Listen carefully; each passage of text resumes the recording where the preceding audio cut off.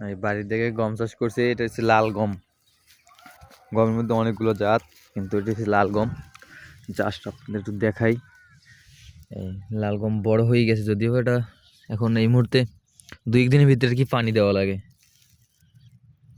কাজের চাপে পানিও দিতে পারি না। যদিও অনেক সুন্দর হয়েছে এই জায়গা।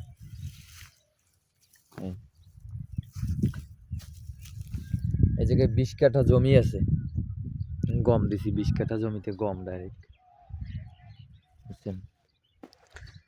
আসলে গমটা অনেক ভালো হয়েছে। এখন যদি আমি সুন্দরভাবে যত্ন করতে পারি তাহলে আরো অনেক সুন্দর হবে আর কি। এই গমটা আরো অনেক সুন্দর হবে। চেষ্টা করবো আমি খুব যত্ন নেওয়ার জন্য দ্রুত গতিতে।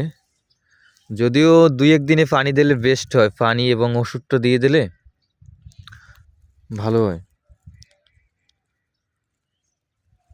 আপনারা একটু দোয়া করে দেবেন যেন দ্রুত গতিতে কাজটা সম্পূর্ণ করতে পারি। কাজটা সম্পূর্ণ করলে দেখা যায় অনেক ভালো হইবে। গমের এবছর গতি ভালো বোঝা যাইতেছে, যদিও গেছে বছর চাষ করছে এই জায়গায়, গেছে বছরের তুলনায় এবছর গমের গতি ভালো।